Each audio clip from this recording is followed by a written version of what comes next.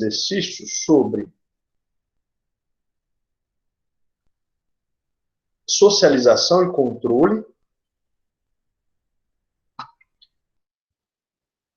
que é o assunto que a gente vai trabalhar um pouquinho agora antes da sociologia, e depois a gente vai pegar algumas questões de geografia, beleza?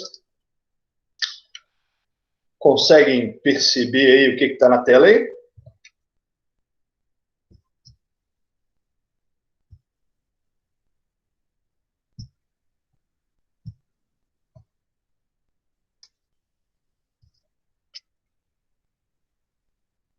Conseguem? Valeu. Então, ora bem, tá assim, uma escola pública do Distrito Federal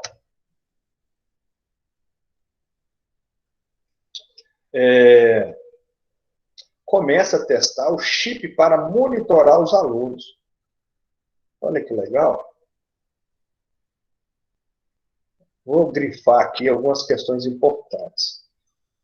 A escola e monitorar. Vocês sabem que escola é uma instituição. Uma instituição, ela tem como função criar normas, regras, né? Outros exemplos de instituição, a igreja, o Estado, né? E aqui a ideia de monitorar, né? Dá uma ideia de controle, né? Eu vou monitorar o que os meus alunos estão fazendo. Né? Ou então, a China controla lá o buscador lá na internet para saber o que os chineses estão vendo. Ou então, limitar os jovens, os adolescentes a jogar videogame somente 2 horas por semana. Isso aconteceu na China. Tá? Então, assim, por meio de um chip fixado no uniforme, uma turma de 42 estudantes do primeiro ano do ensino médio tem suas entradas e saídas monitoradas do CEM, Centro de Ensino Médio, 414 Samambaia, Distrito Federal. O projeto, que começou a funcionar no dia 22 de outubro, manda mensagem para o celular aos pais e responsáveis, informando o horário de entrada e de saída da escola. Segundo a diretora do Centro de Ensino Médio, a medida foi tomada para aumentar a permanência dos alunos nas salas de aula. Os professores dos últimos horários reclamam muito que os alunos costumam sair antes do término das aulas. Por mais que a escola tente manter o controle, né, eles dão um jeito de sair da escola. Bom, a reportagem acima representa um caso que pode ser comparado, né? Ou seja, aqui a gente está analisando esse verbo de comando, né? Porque a gente está sendo cobrado a ter a capacidade de contextualizar, de relacionar as coisas. Aí vem as opções, né? Os livros didáticos que têm como fundamento tornar os estudantes sujeitos autônomos. Na verdade, o livro didático ele é um instrumento de estudo, né, de conhecimento, mas não é o único, uma vez que o conhecimento dá empoderamento às pessoas, e aí sim você pode se considerar mais ou menos autônomo, né? Então, o livro didático não é o fim, ele é um meio, né, além de outros, né? Entra um conceito que provavelmente muitos não devem saber, que é o de panóptico, que é um conceito muito interessante e é muito presente nas escolas públicas, né? Que é o seguinte, vou ter que fechar aqui, que legal.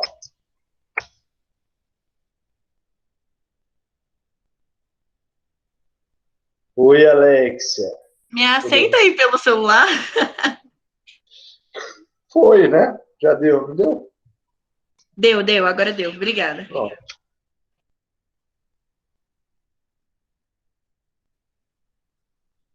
É isso, Matheus. É bem isso aí, cara. Olha, gente, existe vida cultural, vida intelectual nessa turma, que legal. Hoje eu tô assim, né, extremamente ácido, né? Pô, brincadeira, né? Mas é assim, é baseado nos preceitos ali de Foucault, né, em relação à forma como se organiza ou se cria instrumentos para vigiar, controlar o indivíduo, né? Então, como é que você analisa isso na prática aí? E aí, bom, lembrando da teoria, agora vamos pensar na prática. A ideia do chip é um instrumento panóptico. Ou então, num presídio, né? Vou fazer um desenho aqui, que eu espero que vocês fiquem longe desse presídio, mas só para nível de exemplo, né? Lembra que sempre que aparece um presídio, aparece uma torre, né? Uma torre, geralmente aqui nos cantos aqui do presídio, e fica lá os caras armados, vigiando. Então, isso aqui é um exemplo de panáptico. Ele controla o que está acontecendo aqui dentro do presídio, né? Agora, olha só que coisa interessante, gente. Aqui eu estou usando o exemplo de um presídio, né? Agora, vamos pensar na escola. A única diferença é que algumas delas a porta não tem grade. Algumas. Mas se você comparar, fazer aqui uma analogia de uma escola, principalmente escola pública, com presídio, não tem diferença quase que nenhuma, né? E isso também é usado como referência para a gente pensar na perspectiva o seguinte: bom, e aí? Por que se cria essas questões aí dentro da escola, do presídio e tal? Isso é uma forma de controlar, né? Então, você torna mais fácil os processos, né, de vigiar, de, de observar esses espaços, né? Então, daí que vem a perspectiva do chip, né? Que, como eu falei, foi criado pela escola, uma instituição. E qual que é o objetivo? Monitorar. Nesse caso, a gente faz a relação do processo de controle social, né? Beleza? Tranquilo aí?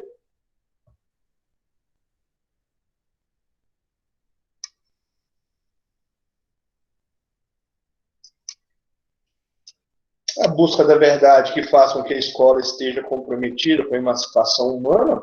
Não, né? Porque emancipar-se na perspectiva do Paulo Freire, né, é uma condição de autonomia que só é obtida a partir do conhecimento, a partir do estudo, a partir da clarividência, né? Então quer dizer que se o cara ganhar 1 milhão na loteria, ele vai ser emancipado? Depende, ele pode queimar 1 milhão da mesma forma que ele ganhou, porque ele não tem clarividência, ele não tem condição de se situar no mundo ali. Então essas questões podem ser diversas aí para a gente analisar essa questão, essa possibilidade de análise. As lutas de classe que tornam tensa a relação entre estudantes e professores. Não, as lutas de classes a gente pode pensar na perspectiva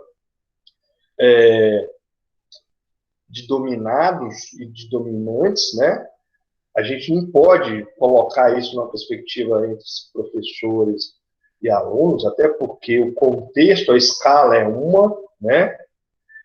E há um imperativo de controle? Sim. Então quer dizer que numa sala de aula não há imperativo de controle? Pelo contrário, a gente está falando aqui, ó, escola, eu acabei de falar, escola, instituição, normas, regras, né? Você tem que usar uniforme, você não pode deitar na carteira, você não pode usar o celular na sala de aula, você não pode merendar na sala de aula e tal. Controle. Então, você tem isso. Agora, a diferenciação ali entre aluno e professor não necessariamente se coloca numa questão de luta de classe. Até porque, se a gente fosse pensar, estudantes e alunos estariam no mesmo balaio ali, né?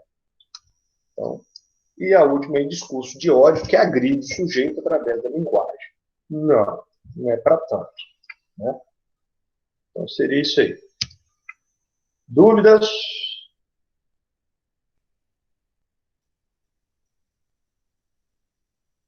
Ok. Então, Ivne, então, do jeito que eu falei, parece que a escola, né, pública, naquele formato, ela está preparando o indivíduo para uma outra forma de, de controle, né, que é o presídio, né? Olha só que coisa interessante, eu não tinha parado para pensar nisso, mas faz sentido. Bom, que maldade com a escola, gente. Bom, então vamos lá. A questão da Unesp, né? Essa questão é bem interessante, mas vamos lá. Os governos se metem na vida dos outros, são governos autoritários. Na história temos dois grandes exemplos, né? O fascismo e o comunismo. Em nossa época, existe uma outra tentação totalitária, aparentemente mais invisível e, por isso mesmo, talvez mais perigosa. Olha que coisa linda esse termo, gente. Totalitarismo do bem. Ah, eu vou ser um ditador do bem. A minha ditadura vai ser pró do bem. Eu vou suprimir a sua liberdade para eu fazer o bem. Eu vou reduzir a sua cidadania para eu fazer o bem. Eu vou cortar a sua seguridade social. Eu vou bombardeá-lo de ideias neoliberais para fazer o bem. Qualquer coincidência aí. A saúde sempre foi um dos substantivos preferidos das almas dos governos autoritários, né? Aí quando a gente pega aqui o conceito de saúde, né, vem aquela noção de limpeza, né, brilho, higiene, etc, etc.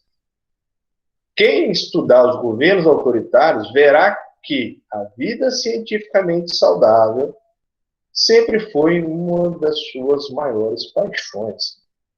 Eu, aqui, advérbio cientificamente é vago, é quase vago, porque o que vem primeiro é mesmo o desejo da higienização. De toda forma de vício, sujeira, enfim, de humanidade não correta.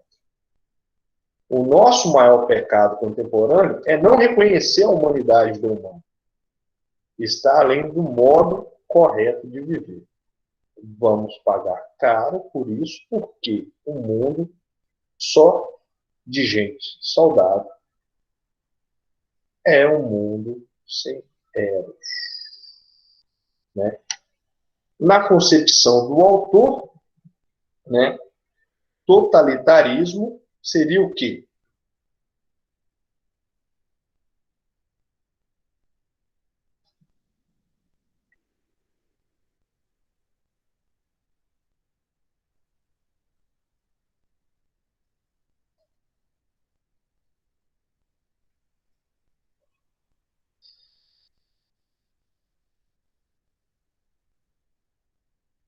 Uhum.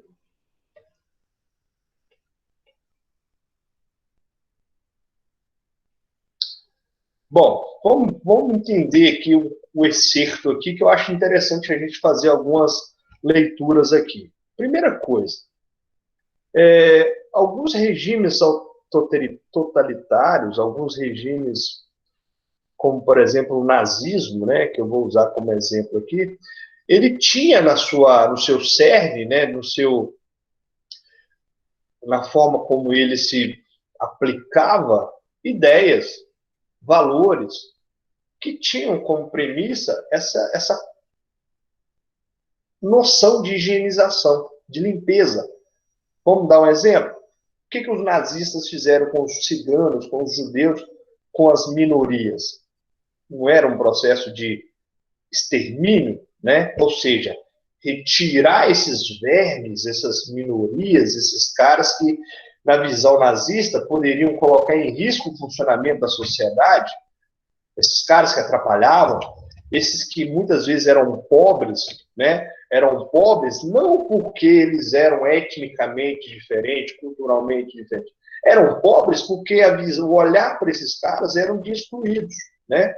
Desprezo, né? De diferença, de repulsa. né? E aí você começa a pensar, bom, então quer dizer que o DDT é aquele o que era usado para matar piolho, né, inicialmente, começou a ser usado para limpeza étnica, né? Quem já viu aquele filme lá, O Menino no Pijama Listrado, vocês já viram? É lindo, muito triste, mas, enfim, né? Quando o menino entra naquela câmara de gás, né? E junto ali tem as outras pessoas ali, aquilo ali era um processo de limpeza, de higienização. E aí, qual que é o impacto disso para a sociedade? Uma ideia de homogeneização. Então, aquele grupo conivente, adepto daquela determinada ideologia, né, começa a se triunfar nesse contexto, mediante o processo de limpeza das minorias aí no caso, né? Então, a gente tem exemplos, né, de como isso pode acontecer. Ah, então quer dizer que é só o nazismo? Não, vamos usar um exemplo aqui mais atual, o fascismo, né? O ódio que a gente percebe de alguns, vamos lá, políticos, etc., de discutir, por exemplo, com outros grupos, com outros setores da sociedade, né? E até mesmo acompanhando, por exemplo, uma eleição norte-americana, a gente vê isso de maneira muito explícita, né?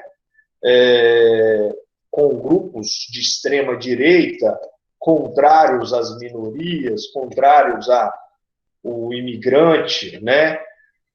E aí, como é que você cria essa ideia aí também?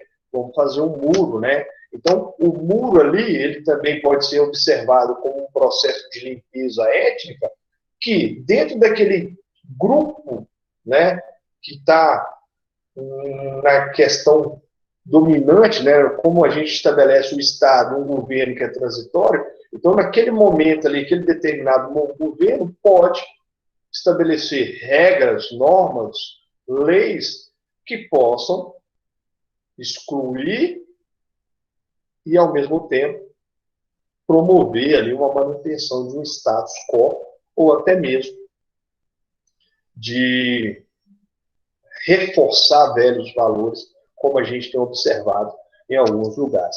Então, o texto ele permite fazer essas leituras, tá? Então, a gente pode lembrar da história para poder analisar isso. Então, na concepção do autor aqui, a gente vai ter o quê? Né?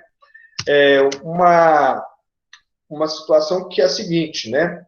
Mobiliza a ciência para estabelecer critérios de natureza biopolítica sobre a vida, né?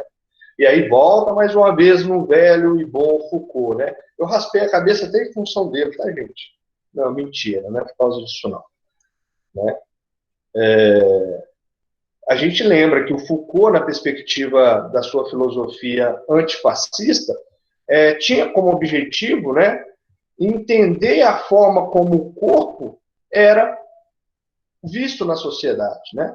Então você pega a teoria dele, ele vai criticar, por exemplo, lá o que seria o sujeito, né? Sujeito da concepção francesa da palavra é aquele que é servo, né? Sujeito é aquele que é súdito do rei, né? E aí essa conotação já dá para a gente uma noção de dominação que o Foucault começa a criticar e começa a explicar com as suas publicações, Vigiar e Punir, o nascimento da prisão, né? A questão da história da sexualidade, por exemplo, né? E o rompimento com velhos paradigmas de controle social, por exemplo, né? Lembrando mais uma vez aqui da questão da higienização, quando você pega as teorias do César Lombroso, né? O criminalista, o advogado, se eu não me engano, que criou uma teoria que fala o seguinte: bom, a mulher de anca larga, testa mais fina e tal, ela tem um perfil típico de mulher pública, né? Vocês sabem o que é uma mulher pública? Né? É uma prostituta, né?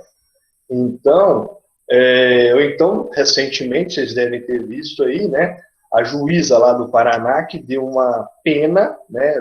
Decretou uma pena colocando lá na sua condenação lá, no seu texto, lá, o fato do indivíduo ser, esse indivíduo ser negro, logo pertence a alguma facção criminosa, etc, etc, etc. Também tem a ver com essas ideias de higienização, que a gente poderia fazer uma espécie de uma metáfora, né, para contextualizar aí, tá? Compreenderam aí, gente?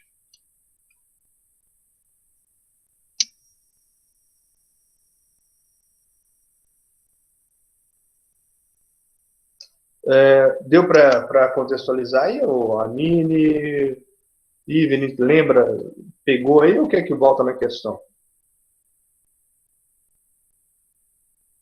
É porque eu fecho aí, não vejo os comentários aqui.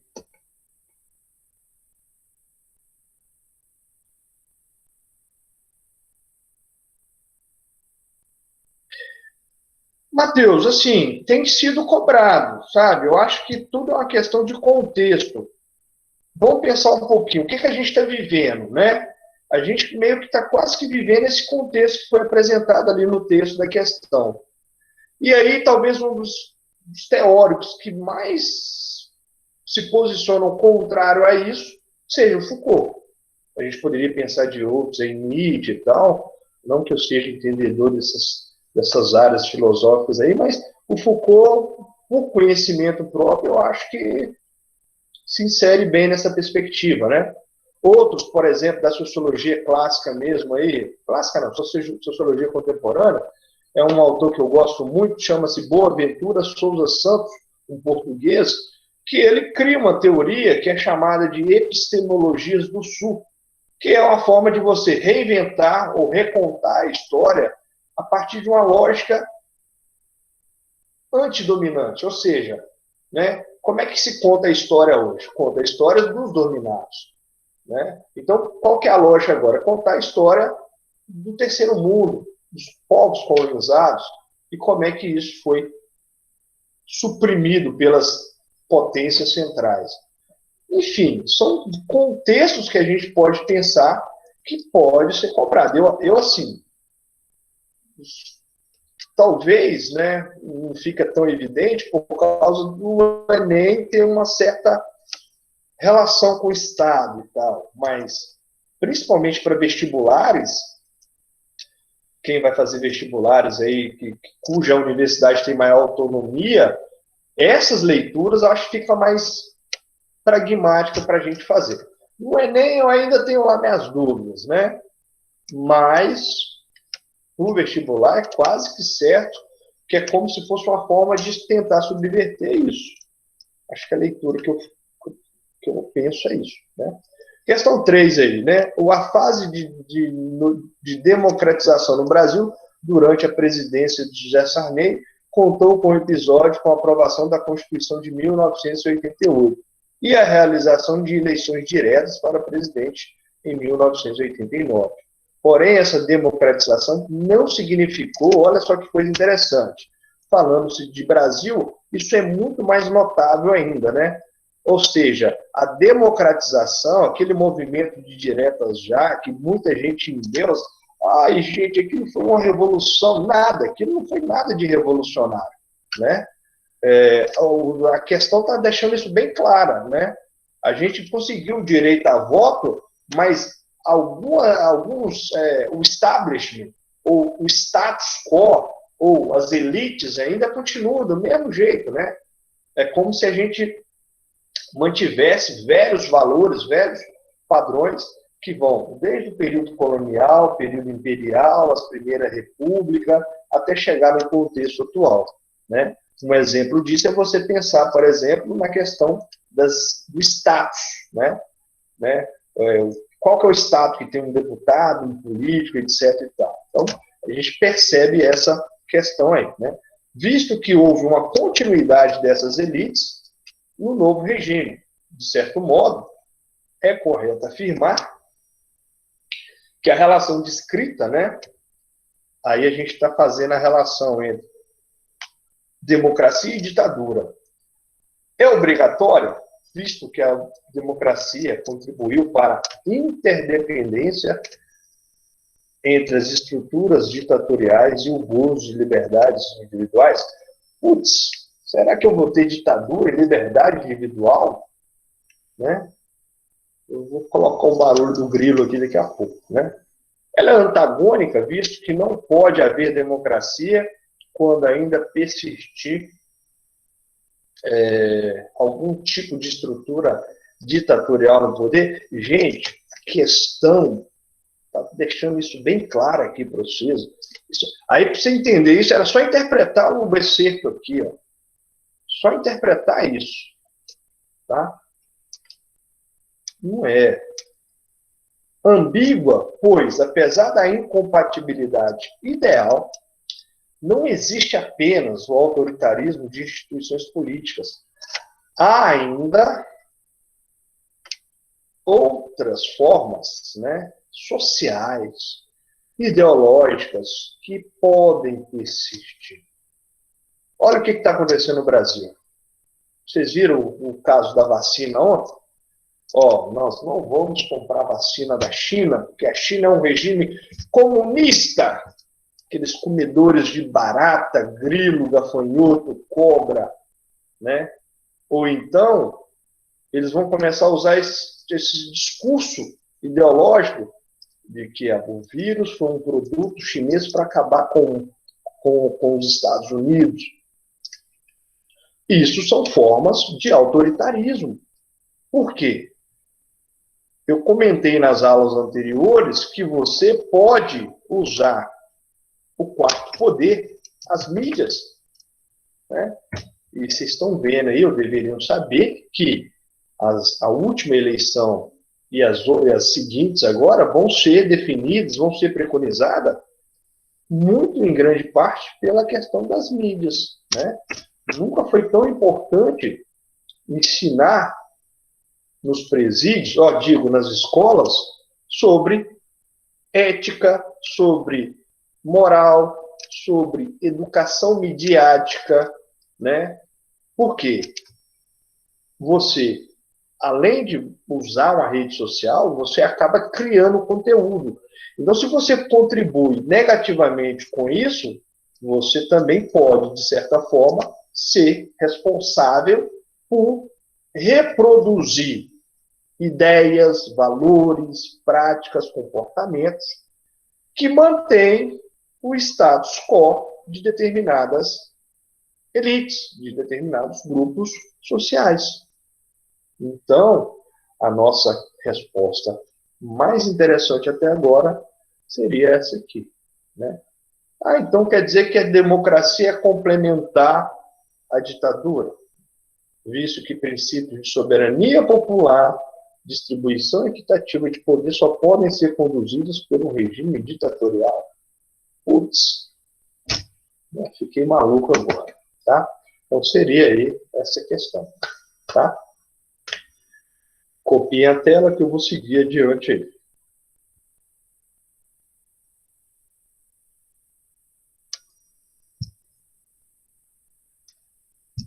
Ai, ai, ai, ai.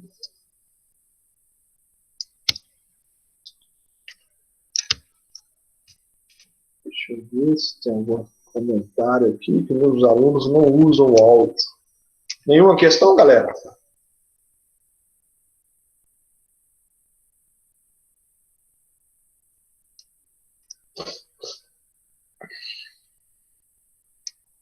Bom,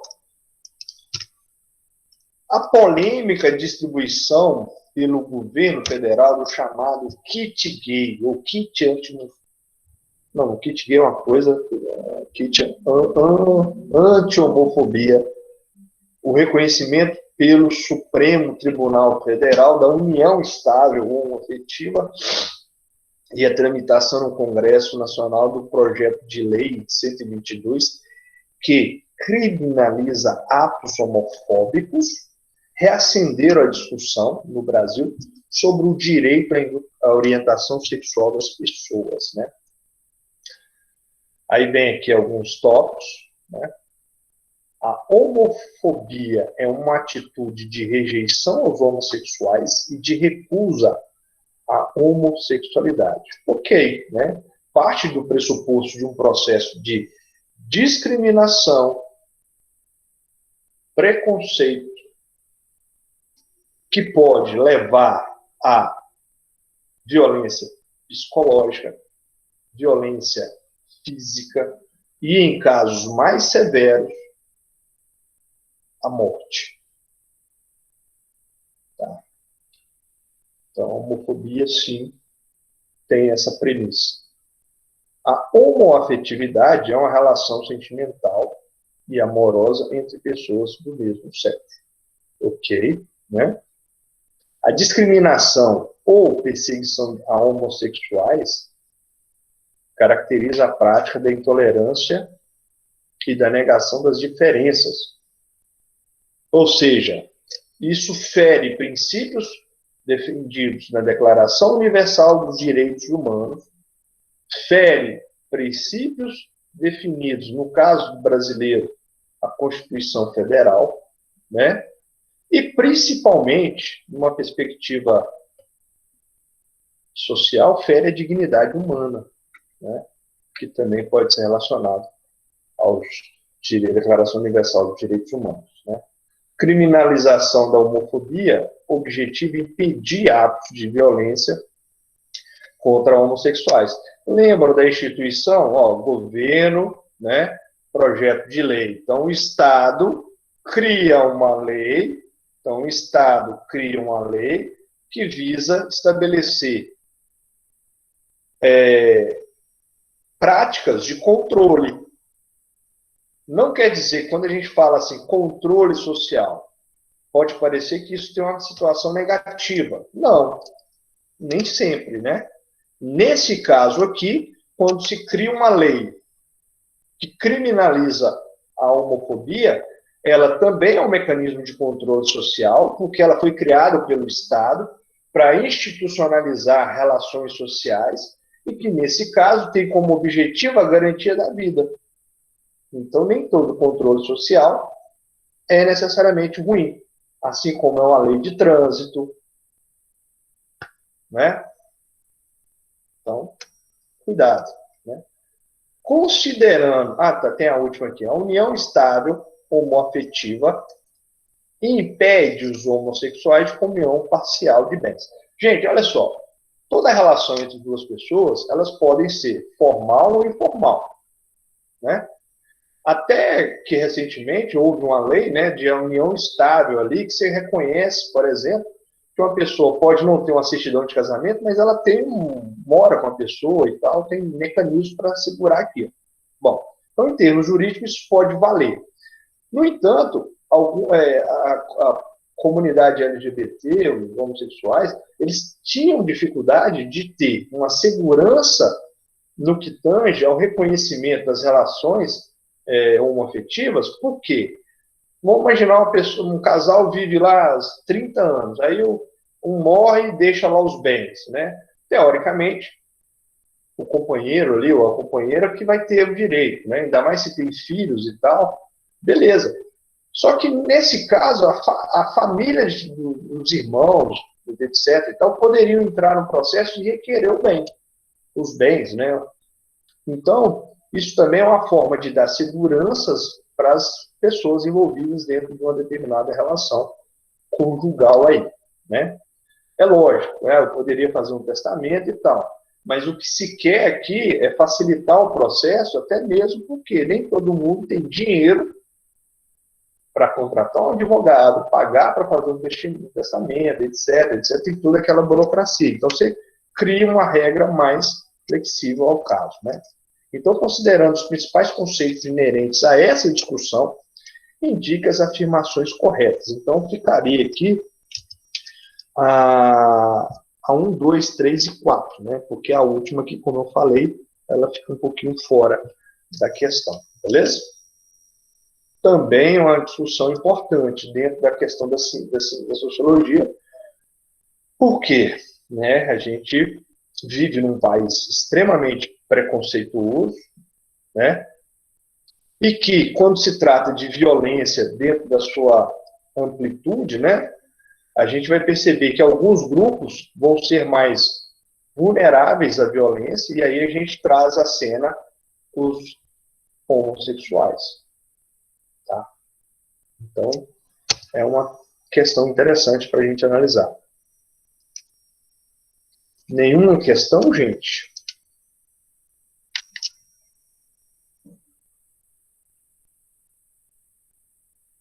O que você chorou aí, ô Amine? O que está acontecendo? Qual que é o drama de hoje?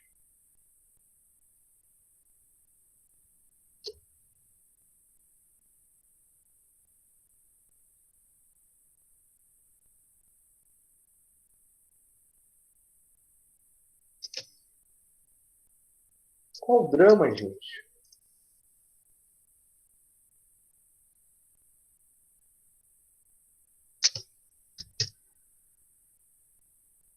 Ixi, Ela falou que chorou assistindo o filme. qual filme? Ai, meu Deus, esqueci o nome. Aquele que você falou? Ah, do menino do pijama. Ah, sim. Isso. Esse filme é triste, é verdade. É, porque eu vou lá adiante e volto. Nossa Senhora, tô ficando maluco, é tanta informação, né? Mas é assim mesmo que aprende. Ciências humanas é assim. Ciências humanas tem que ser doideira, velho. Ciências humanas tem que ser igual, por exemplo, quer ver? Tem que ser igual o treinador do Botafogo, que ganhou do Atlético. Vocês viram o jogo do Atlético do Botafogo, né? O Galo perdeu, né? Ciências humanas é doideira. Tem que ser doideira. Ah, então quer dizer que você vai jogar contra o Atlético e tal, e aí o Atlético tem um treinador doido. Então você vai ser mais doido ainda que o cara. Então nós vamos ser doido e meio. E foi o que o cara fez e ganhou do Atlético. Né? Então ele foi lá e pensou, o Atlético não tem, joga com meio de campo ali, todo segurado, e que um monte de gente. Então nós vamos tirar todo mundo do meio de campo. Vamos jogar sem meio de campo. Né? Tranquilo, Vitória. Aí depois ele falou assim, o Atlético não joga com centroavante enfiado. Aí ele foi lá e falou assim, quer saber de uma coisa? Eu vou jogar com 2 centroavantes. O Atlético, não sei o que lá, tal, tem lateral. Então nós vamos botar 2 laterais esquerdos. Doido. Foi lá e ganhou do Atlético. Doido você ganha com doideira. Então, ciências humanas é mais ou menos assim. Loucura. Tá? Cabeça aberta, foco na história, na geografia, na política e tal, tudo dá certo. Bom, vamos lá. Pergunta do Matheus. Eu estou ficando preocupado com as suas questões, viu, Matheus? Estou vendo muita verticalidade aí. Eu vou começar a trazer uns livros aqui para o outro lado para não passar vergonha, mas vamos lá. O Florestan Fernandes também fez estudos relacionados às relações sociais no Brasil, certo? Mas geralmente cobra mais Gilberto Freire. Não necessariamente. O Florestan Fernandes ele vai confrontar as ideias do Gilberto Freire. Né? O Gilberto Freire tem todo um contexto em cima da teoria dele, que ele estudou nos Estados Unidos e tal, né? E aí ele vai falar que a miscigenação é boa, que no Brasil não tem problemas com isso, né, e tal, e que o problema aí econômico está um detalhe, mas a gente não tem conflito, né? A diversidade convive muito bem, e no final das contas é uma baita de uma hipocrisia, né? Inclusive, né, um livro que eu gosto pra caramba do Gilberto Freire, que é o Sobrados e Mucamas, né? Que ele já pega o Brasil no século XIX, trazendo para a realidade urbana, né? Aquele país que progride, que está desenvolvendo, que está se modernizando, mas que é um tradicional, conservador, etc. e tal. Ou seja, o que eu estou querendo dizer? É machista, é patrimonialista, excesso de pessoalidade e tal. Aí o Florestan Fernandes vai falar, não tem nada disso. Como é que você vai falar em democracia racial no Brasil, sendo que de 10 jovens que morrem vítimas de arma de fogo, 8 é negro? Né? 80% da população carcerária do Brasil, negra. Né? E por aí vai. Então, daí que vem a relação. Mas acho que a perspectiva agora é ser mais crítica. Aí ganha mais força a teoria do Florestan Fernandes, viu, Matheus? Opinião minha aí, tá?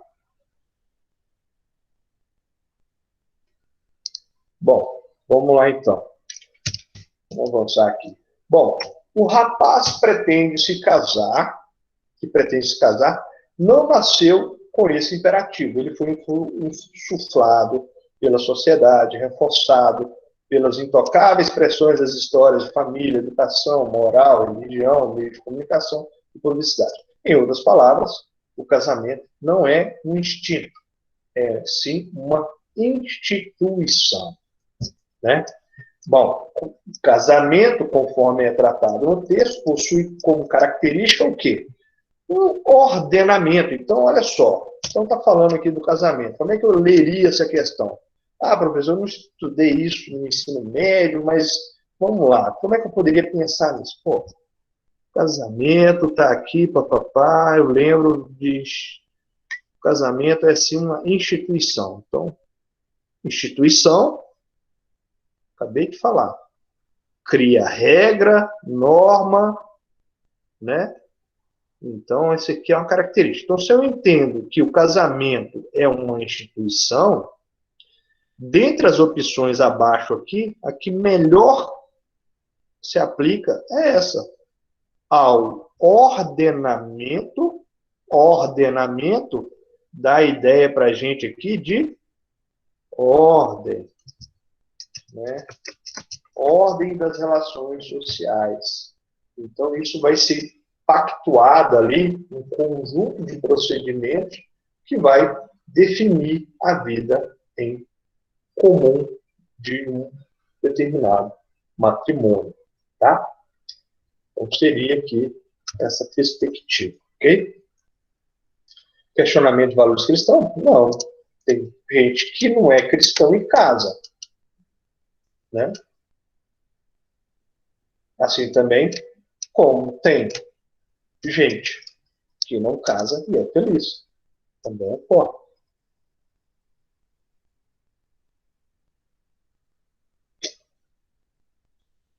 Consolidação da igualdade sexual.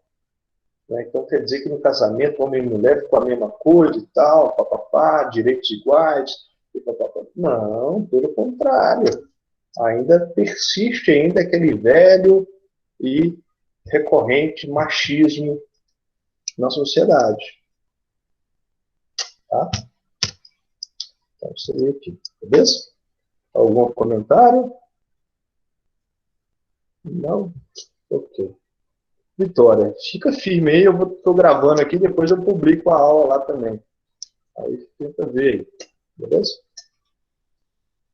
Bom, olha só, outra questão interessante aqui. Ó. A democracia como regime de governo nunca teve tanto alcance como valor global nos dias atuais.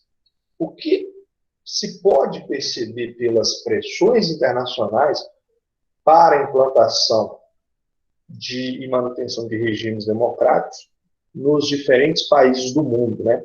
A defesa das instituições políticas do Estado, da liberdade de expressão, da liberdade política, da tolerância religiosa, né? E principalmente dos cidadãos e ao voto, que são questões centrais para a democracia, né? Sobre a democracia no Brasil, gente, olha só, sobre a democracia no Brasil, é correto afirmar, a democracia brasileira é recente, ok, tranquilo, né? Sendo relevante para essa análise considerar a experiência democrática.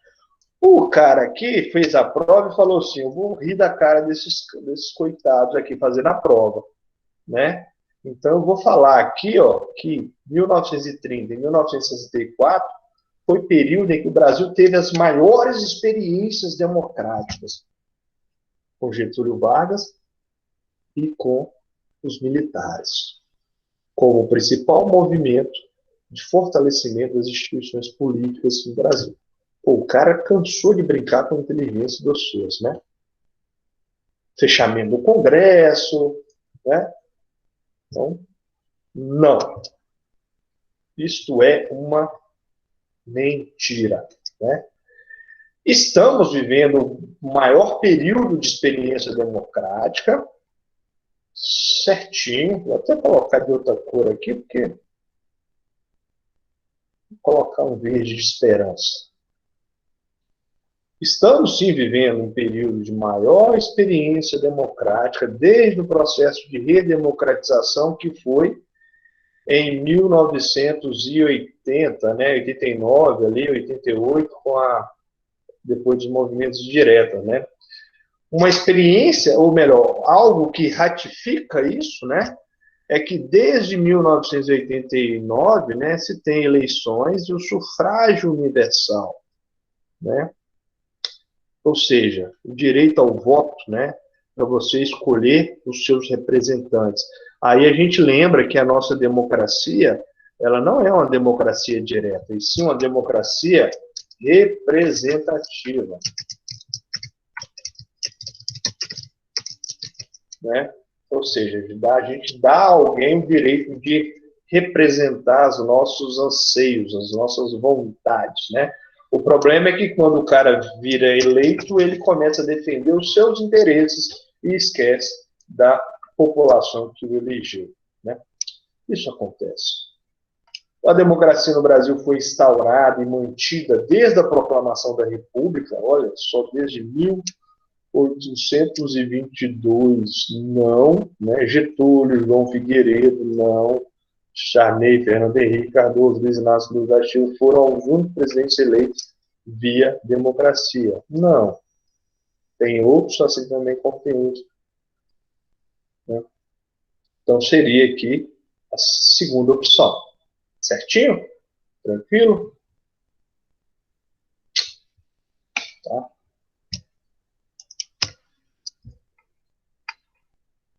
Deixa eu ver se tem perguntas. Não. Sem perguntas. É uma coisa chata, ninguém pergunta nada, ninguém questiona nada. Vamos lá. Nenhum dos filmes, questão da Unesp, né? Aí olha só como é que a qualidade da questão ela pode mudar de acordo com a origem da instituição que produziu ela. Eu gosto muito das questões da FUVEST, Unicamp, Unesp, né? Bom, nenhum filme dos que eu vi me divertiram tanto, me ajudou a compreender o labirinto da psicologia humana com os romances de Dostoiévski ou os mecanismos da vida social, como os livros de Tolstói e de Balzac. Ou os abismos e pontos altos que podem coexistir no ser humano, como me ensinaram as sagas literárias de um Thomas Mann, um Faulkner, um Kafka, um Joyce ou um Proust. As ficções apresentadas nas telas são intensas por seu imediatismo, né? Ou seja, você viu um filme, aquilo te marcou, né? Como a Mini chorou com o sofrimento ali do menino ali quando ele entra na câmara de gás, né? Mas também aquilo passou rápido, é efêmero. Depois de algumas lágrimas, tranquilo, né? Por seus resultados. Prendem-nos e nos desencarceram quase de imediato. Prendem por nos chamar a atenção, por nos sensibilizar, por nos apresentar algo novo, né? Mas também pode, a partir daquele conhecimento, te libertar, abrir a sua mente, né? E aí vem, mas das ficções literárias nos tornamos prisioneiros pela vida toda. Isso aqui é verdade. Ao menos é o que acontece comigo, porque sem elas, para o bem ou para o mal, eu não seria como sou, não acreditaria no que acredito e nem teria as dúvidas e as certezas que me fazem viver. Nada mais, nada menos do que Mário Vargas Llosa, né, um ganhador de prêmio Nobel, né? E aí tem aqui, ó, segundo o autor, sobre cinema e literatura, né, é correto afirmar: a ficção literária é considerada qualitativamente superior ao seu maior elitismo intelectual, né? É como se a gente colocasse nos livros, né, uma carga de importância, de relevância maior? Não é por aí. Suas diferenças estão relacionadas, sobretudo, à modalidade de público que visam atingir? Não, né? A escrita literária apresenta maior afinidade com os padrões de sociedade de espetáculo, né? Ou seja, aqueles processos de homogeneização cultural, indústria de massa que tem sido bombardeado na sociedade? Também não. As duas formas de arte mobilizam processos mentais imediatos e limitados de entretenimento? Não. As obras literárias desencadeiam processos intelectualmente e esteticamente formativos? Aí fica legal, né?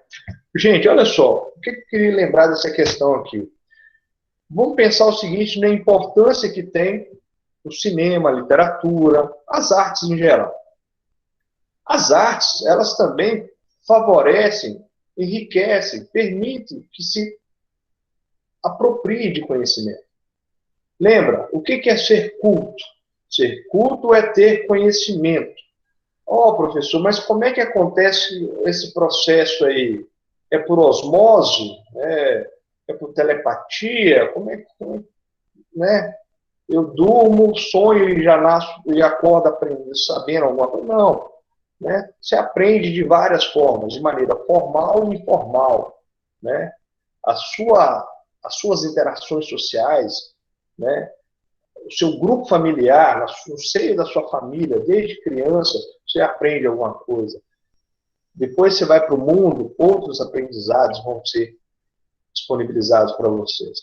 Então, essa forma como se apropriar do conhecimento, ela é multidimensional, ela tem várias nuances. No caso aqui, eu gostaria de chamar a atenção para dois conceitos que estão aqui dentro da resposta, que é o intelectualmente e o esteticamente. Né?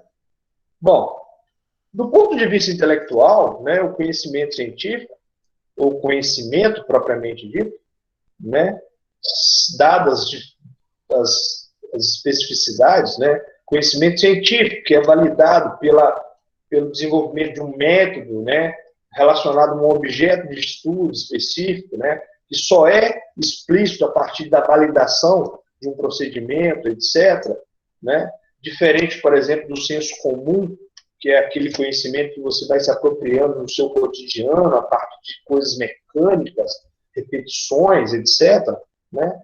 Então, a gente tem essa capacidade de absorver informações, conhecimentos, de várias formas. As artes é uma delas. Bom, do ponto de vista estético, né, lembra aquela concepção grega, né? O que é a estética, a filosofia da estética? Né? Pressupõe ali uma relação que os gregos tinham em estabelecer o belo ao bom, digamos assim. Né? Então, a gente também pode fazer essa leitura em relação às artes. Outra coisa também que me chama a atenção nessa questão é a seguinte: você pode, né, pensar que aquelas pessoas que são expropriadas das artes, que são expropriadas de acesso a teatro, cinema, né, recentemente aumentar o imposto em cima do livro, né, que eu acho um absurdo. Isso não pode vir a acontecer, porque a gente já paga caro um livro, né? Isso é muito caro para a realidade brasileira. E aí você vai aumentar imposto em cima disso aqui ainda? Pô, tá de sacanagem, né?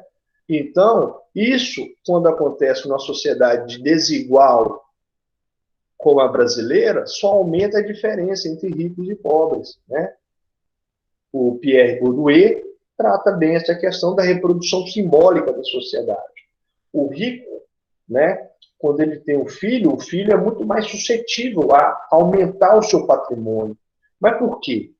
Porque além da escola mais cara que ele vai ter também acesso a bens, serviços, recursos e materiais, né, que também ajudam no processo de assimilação de conhecimento. Tá? Então, isso é muito sério.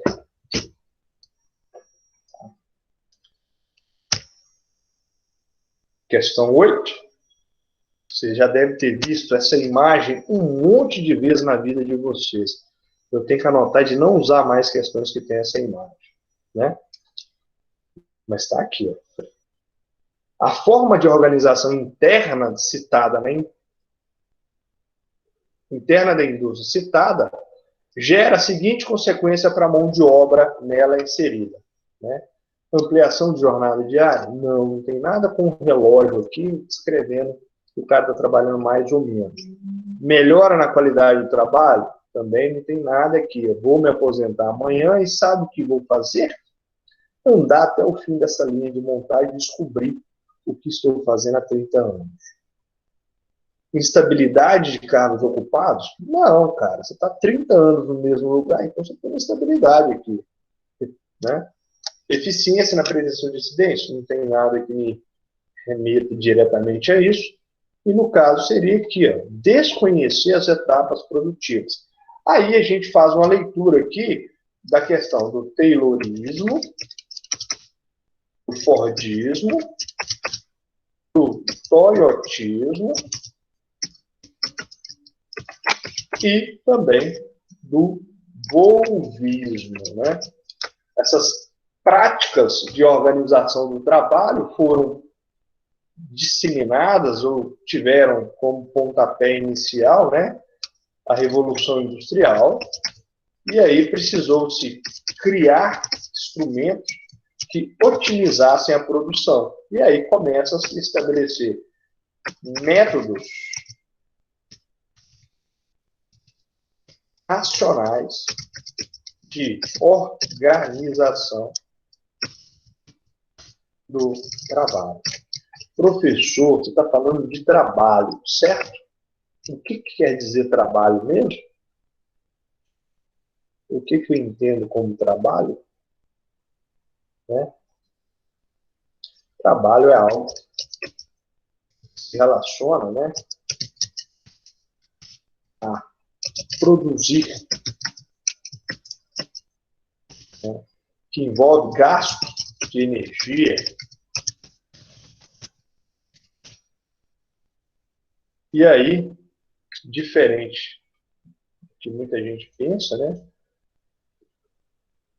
vem um outro conceito que é o de emprego.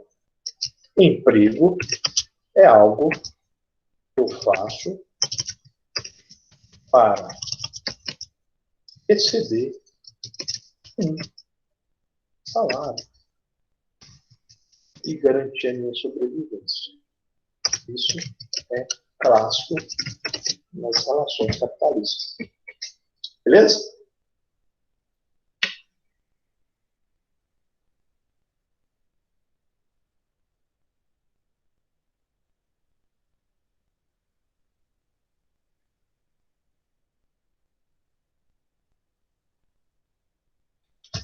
Legal?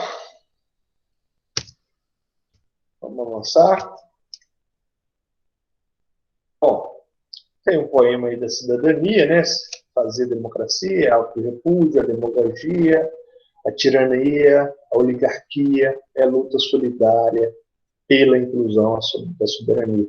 Cidadania é dever solidário de um povo, de ter clareza de consciência e em saber dar poder de povo a quem merece poder de povo. Cidadania é cantarmos a mesma canção, é caminharmos no mesmo chão, é termos o mesmo sonho de nação, é construirmos a mesma obrigação para termos uma grande e próspera, triunfante nação. Nação é um conjunto de pessoas que têm em comum uma história, um idioma, uma cultura, né? Esse texto faz referência entre os membros de uma sociedade numa ordem democrática organizada, tomando por base o assunto do texto e da teoria sociológica, analise os itens a seguir, né? Então, os direitos sociais são importantes para a construção da cidadania do Brasil. Eles foram implantados antes dos direitos civis, e políticos. Mas, professor, o que é direito social, cara? Né? Eu tenho aqui direitos sociais. Os direitos sociais é aqueles bens, serviços que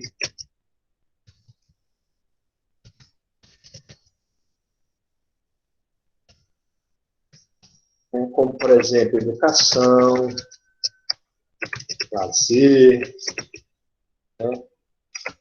Entre outros, né? Os direitos civis, né, têm a ver com a Declaração Universal dos Direitos Humanos. Então, por exemplo,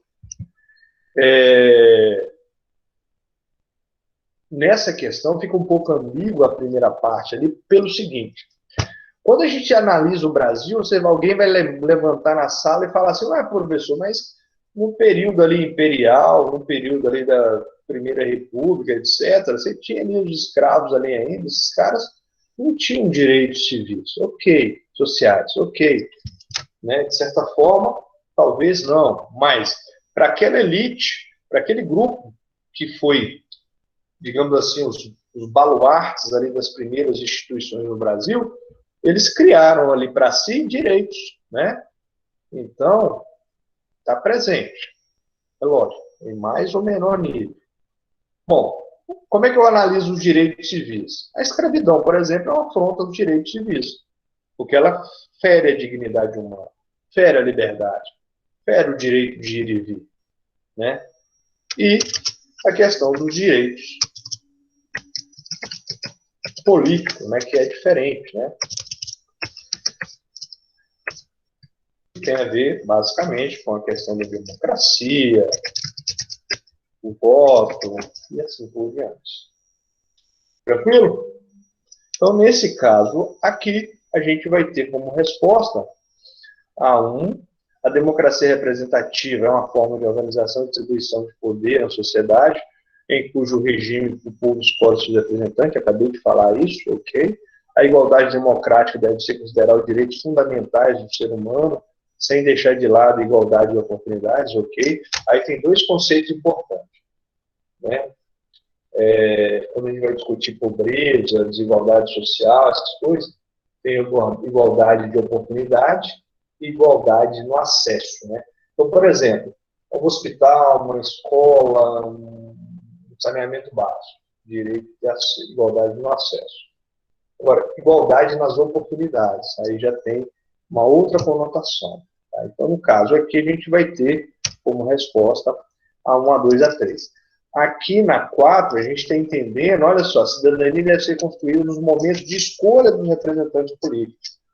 E aí dá a entender que essa cidadania ela é efêmera, ela não ocorre com certa sazonalidade. Não, ela está diretamente ligada à formação do Estado. Tá? E a última aí, né, sou filho natural de uma negra africana livre, da costa da Mina, Nagô, de nação, de nome Luísa Maim, pagã, que sempre recusou o batismo e a doutrina cristã. Minha mãe era baixa, de estatura magra, bonita, a cor era de um preto rentido, sem lustre, tinha os dentes alvíssimos, brancos, né, como a neve, e era muito altiva, geniosa, insofrida. Dava-se ao comércio, era quitandeira, muito laboriosa, batalhadora, trabalhadora, né?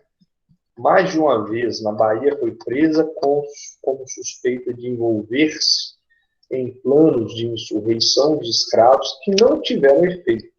Né?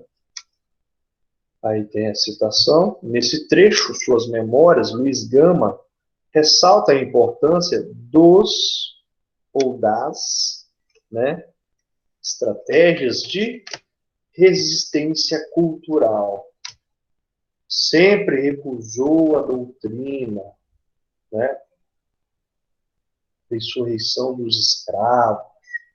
Então, no caso, seria estratégias de resistência cultural. Certo? Ok? Não, tranquilo. Dúvida, meus queridos? E aí?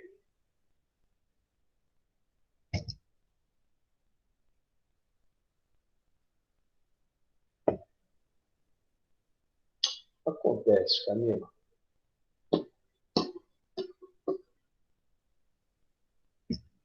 Quanto tempo nós temos?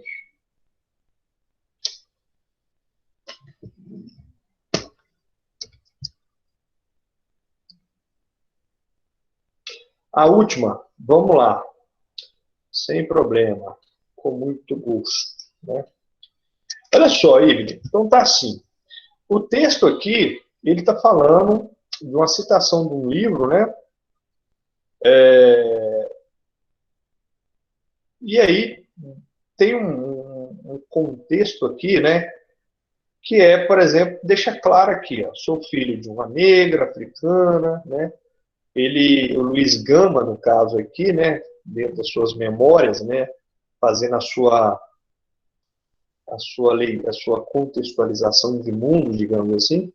Aí falando, ó, minha mãe, é como se ele falasse o seguinte, olha, minha mãe era uma africana, né, livre, no caso aí, porque o contexto histórico talvez já poderia estar remetendo a um processo de abolição de escravatura e tal, né? Aí está assim, sempre recusou o batismo e a doutrina cristã, ou seja, se tratando de Brasil, né, com a população predominantemente cristã, né, o Estado com valores, ideais cristãos, então é muito comum a gente ter o processo de batismo, né? Quando o cara não é católico, ele é evangélico. Então, em ambos os contextos, você vai ter o quê? O batismo, né? Salve as religiões afrodescendentes, que tem outros ritos, outros dogmas. Então, aqui a gente tem essa possibilidade de leitura, né? Aí ele fala que ele enaltece a mãe dele, né? Minha mãe era baixa, de estatura magra, bonita, cor era de um preto rentido, sem luz, e tinha dentes brancos, etc., né? Geniosa, altiva e sofrida. Dava seu comércio, né? Uma relação que a gente pode falar que era atividade econômica, né? Que ela desenvolvia ali, né? E, mais de uma vez na Bahia, foi presa como suspeita de envolver-se em planos de insurreição de escravos que não tiveram efeito. Ou seja, né, o Luiz Gama está citando aqui o seguinte, olha, minha mãe era muito atuante, né? Ela poderia ter lá uma formação limitada do ponto de vista educacional, mas era uma pessoa sábia, que tinha aquela evidência, e de vez por outra ela se envolvia ali em movimentos de interesse, por exemplo, como igualdade racial. Então, de acordo com o que a gente interpreta aqui do texto, né, fica muito nítido para a gente que as memórias ali de Luiz Gama, no caso da citação, ela vai ressaltar a importância do quê? Das estratégias de resistência cultural. E no caso aqui, a gente está destacando a questão do racismo, né, da desigualdade racial, uma vez que a gente está falando do contexto brasileiro e tal, né? E quando tem essa última parte aqui, ó, planos de insurreição de escravo, né? Ou seja, você está falando de um processo de resistência, ou como algumas pessoas costumam defender, de ressignificação, né? Tem gente que não gosta de usar a palavra resistência, né? Porque quando eu falo em resistência, movimento de resistência racial, é como se eu estivesse me fortalecendo para aguentar tomar pancada. Na visão dos caras. Algumas pessoas vão falar, não, eu não quero ser resistente. Eu quero promover um processo de ressignificação. Né? E aí que vem essa questão de estratégias de resistência cultural.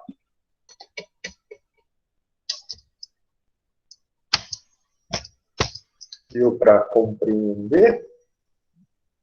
É uma questão bem interessante. Ah, por falar em questão racial, desigualdade e tal, galera, eu vou indicar um livrinho para vocês. Ó. Esse livrinho aqui, ó, muito bacana, Eu terminei de ler um agora recentemente, do Mea Couto, e vou começar a ler esse aqui, ó. Quem não conhece o livro dele, indicação, tá? Leitura aí. Tem um texto bem interessante, né? Ah, olha só que coisa interessante. A diferença entre a guerra e a paz é a seguinte. Na guerra, os pobres são os primeiros a serem mortos. Na paz, os pobres são os primeiros a morrer. Para nós, mulheres, há ainda uma outra diferença, né? Na guerra, passamos a ser violadas por quem não conhecemos. Cara, esse livro é do Mia Couto, né? Mia Couto é um escritor de origem portuguesa, mas que viveu em Moçambique, na África, e é um dos autores africanos mais lidos do mundo, né? Um dos livros mais famosos dele, Terra Sonâmbula. Mas, assim como Terra Sonâmbula, esse livro também destaca a África, destaca a guerra, destaca os efeitos da guerra, né? No caso do cotidiano das pessoas e tal. E assim, como a gente acabou de discutir numa questão anterior, né? Aquela do livro lá do Mário Vargas Llosa, né? Um livro como esse te permite, por exemplo, abrir a possibilidade de análise para a questão do que é a guerra, como a guerra afeta as vidas das pessoas, né? No caso africano, como se trata de um livro de um autor que praticamente vive na África, que escreve nas suas biografias palavras de origem africana, então é uma coisa bem interessante. Então isso acaba te possibilitando ir um pouco além daquele ensino regular, padrão e tal, né? Também vale a pena aqui, tá? Recomendo. Esse aqui chama Mulheres de Cinza, esse livro, Mulheres de Cinza. É uma trilogia, tem outros dois, por enquanto eu tenho esse aqui. É novinho, eu comprei tem poucos dias, né? É um problema comprar livro.